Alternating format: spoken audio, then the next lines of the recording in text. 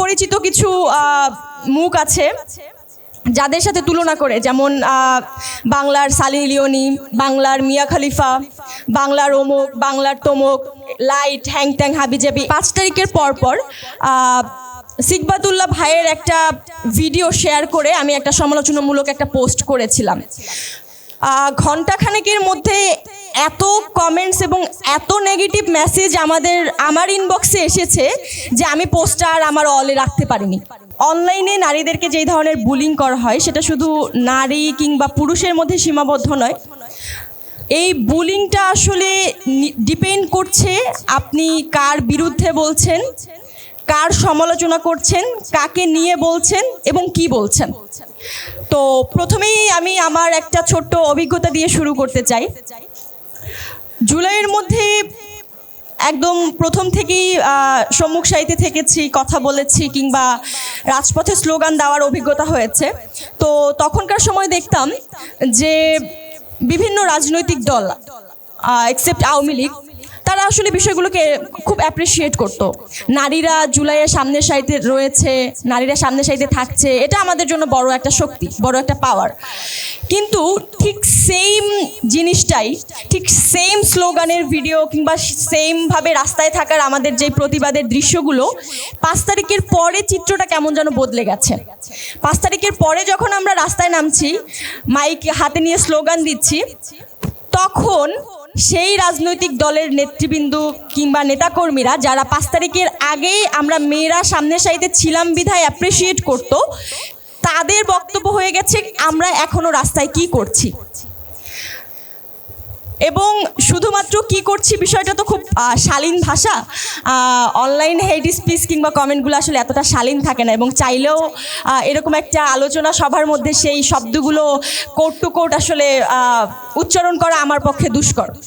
তো সেই জায়গা থেকে যদি বলতে চাই যে নারীদেরকে বারবার হাতিয়ার হিসেবে ব্যবহার করা হয় এবং হাতিয়ার হিসেবে ব্যবহার করার পরবর্তী মুহূর্তেই তাদেরকে ছুঁড়ে ফেলে দেওয়া হয়, যেটার সবথেকে উজ্জ্বল এবং উজ্জ্বলতম দৃষ্টান্ত হচ্ছে জুলাই গণঅভ্যুত্থান, যেখানে আমরা দেখেছি নারীদের 50%-এর থেকে অনেক জায়গায় আরও বেশি সংখ্যায় বা বেশি হারে তারা অংশগ্রহণ করেছিল। কিন্তু জুলাইয়ের পরে ক্ষমতার ভাগ পাওয়া বলি বা ক্ষমতার অংশ হওয়া বলি কিংবা সিদ্ধান্ত গ্রহণের জায়গা বলি, সেখানে নারীরা আসলে কোনোভাবেই উপস্থিত ছিল না বললেই চলে। তাদের উপস্থিতি খুবই আশঙ্কাজনক ছিল। এটা নিয়ে দফায় দফায় আমাদের বিভিন্ন আলোচনাও হয়েছে। তো আমরা আসলে পয়েন্টে আসি, যেটা বলছিলাম যে জুলাইয়ের সময় যারা আমাদেরকে অ্যাপ্রিসিয়েট করতো, জুলাইয়ের পরবর্তীতে চিত্রটা বদলে গেছে। কেন আমরা এখনও রাস্তায় আছি, কেন আমাদের গলা দেখা যায়, আমাদের চেহারা দেখা যায় রাস্তায়। তো শুরু হয় সেইভাবে হেট কমেন্ট। দেখা গেছে যখন আমি স্পেসিফিক কোনো রাজনৈতিক দলের সমালোচনা করছি, তাদের কোনো ভুল ত্রুটি নিয়ে কথা বলছি, তখন সেই রাজনৈতিক দলের নেতাকর্মীরা হামলে পড়ে, সেটা হোক কমেন্ট বক্সে কিংবা পার্সোনাল অ্যাটাকের জায়গায়। এবং যেই বিচ্ছিরি ধরনের আসলে ছবি, এডিটেড ছবি কিংবা কমেন্টসগুলো ব্যবহার করে এবং যাদের সাথে তুলনা করে ব্যবহার করে, সেটা আসলে আমি যদি বলি খুবই পরিচিত কিছু মুখ আছে যাদের সাথে তুলনা করে, যেমন বাংলার সানি লিওনি, বাংলার মিয়া খলিফা, বাংলার অমুক, বাংলার তমুক, লাইট, হ্যাংট্যাং, হাবিজাবি, এই ধরনের আসলে যে কমেন্টসগুলো করে, তারা মনে করে যে এই বিষয়গুলো এই মানুষগুলোর সাথে তুলনা করে তারা হয়তো বা আমাদের ভয়েসটাকে রোধ করবে কিংবা দামিয়ে দিবে।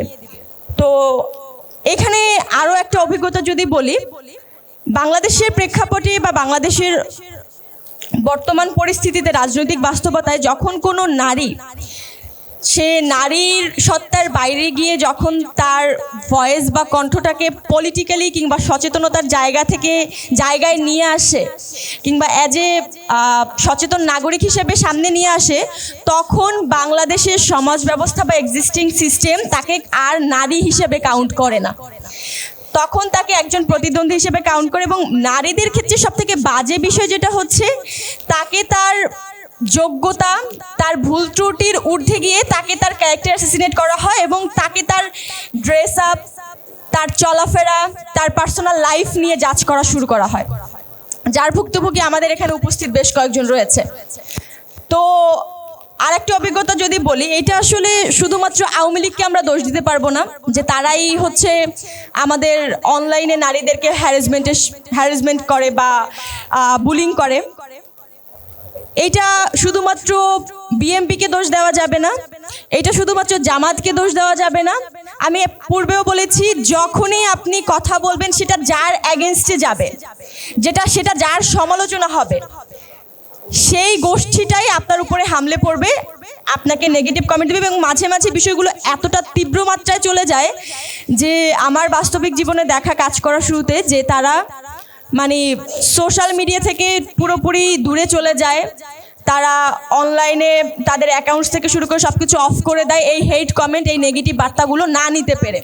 এবং অনেকের সাথে আমার যোগাযোগ হয়েছে যারা পুরোপুরি ট্রমাটাইজড এবং কাউন্সিলিং পর্যন্ত তাদেরকে নিতে হয়েছে এই হ্যারাসমেন্টের শিকার হয়ে। ছোট্ট একটা এক্সাম্পল যদি বলি, 5 তারিখের পর সিকবাতুল্লাহ ভাইয়ের একটা ভিডিও শেয়ার করে আমি একটা সমালোচনামূলক একটা পোস্ট করেছিলাম। ঘণ্টাখানেকের মধ্যে এত কমেন্টস এবং এত নেগেটিভ মেসেজ আমার ইনবক্সে এসেছে যে আমি পোস্টটা আর আমার অলে রাখতে পারিনি। এরকমের শত শত পোস্ট আমাদেরকে সরিয়ে ফেলতে হয়েছে কিংবা রিপোর্ট করে সরিয়ে দেওয়া হয়েছে। এবং এখন নিজের ইনবক্সটা খোলা আসলে একটা ট্রমা। যারা আমরা অনলাইনে কথা বলি তারা মনে হয় না যে নিজের ইনবক্সটা খুব সচরাচর খুলি বা দেখি, চেক করা হয়। তো সেই জায়গায় যদি বলি, বাংলাদেশে অ্যাকশন এইডের একটা গবেষণায় দেখা গেছে প্রায় 63% নারী কোনো না কোনোভাবে অনলাইন হ্যারাসমেন্টের শিকার হয়েছে। মানে 100 জনের মধ্যে 63 জন নারী কোনো না কোনোভাবে কোনো না কোনো সময় এই ধরনের হ্যারাসমেন্টের শিকার হয়। তার মানে এই সমস্যাটা আমাদের দেশের অন্য খাদ্য, বস্ত্র, বাসস্থান থেকে শুরু করে অন্য সমস্যাগুলোর মধ্যে একটা গুরুতর সমস্যা। এবং এই সমস্যাটা ভৌতিকভাবে এতটা ভিজিবল না হলেও মানসিকভাবে এটার প্রেশার এবং চাপ খুবই দৃঢ় এবং দীর্ঘমেয়াদী।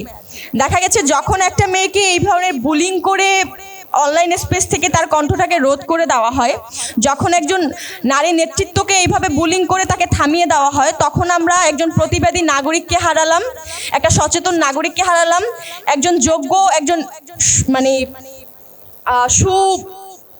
এটাকে কি বলে আসলে নেতৃত্ব, নারী নেতৃত্বকে হারালাম। তো সেই জায়গা থেকে বলতে চাই, এটা উত্তরণের পথ নিয়ে কথা বলেছেন যেহেতু প্যানেলিস্টদের। তারপরও আমার কাছে যেটা মনে হয়, এখানে কাজ করার জায়গাটা আসলে অনেক বড়।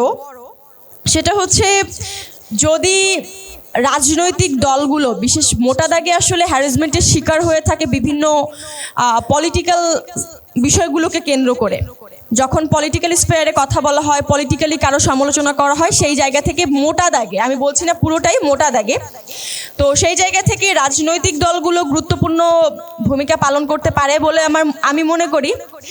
কেননা রাজনৈতিকভাবে তাদের নেতৃবৃন্দের সচেতনতামূলক বার্তার মাধ্যমে তাদের দলীয় নেতাকর্মীরা কিছুটা হলেও একটা মেসেজ পাবে এবং ভিন্ন মত এবং সমালোচনাকে গ্রহণ করার যে মানসিকতা, সেইটা নিয়ে আশা করি বিভিন্ন রাজনৈতিক দলগুলো যদি তাদের দলীয় নেতাকর্মীদের বিভিন্ন কর্মশালা বা কাউন্সিলিংয়ের ব্যবস্থা করতে পারে, সেক্ষেত্রে তারা এই ধরনের ভিন্ন মতের যে বিষয়গুলো, সমালোচনার যে বিষয়গুলো, দ্বিমত প্রকাশের যে বিষয়গুলো তাদের দলীয় কর্মকাণ্ড কিংবা দলীয় অ্যাক্টিভিটির বিরুদ্ধে, সেই বিষয়টা তারা সহমত পোষণ করলে বা সহিষ্ণু হলে এই ধরনের হ্যারাসমেন্টটা কিছুটা হলেও কমবে। এবং সেক্ষেত্রে এখানে আমাদের 2 জন মাননীয় সংসদ সদস্য উপস্থিত রয়েছেন।